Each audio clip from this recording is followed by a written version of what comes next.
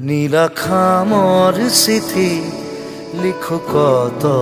কথা তুমি মোৰ জীৱনৰে আৰিবা সকামকা তুমি মোৰ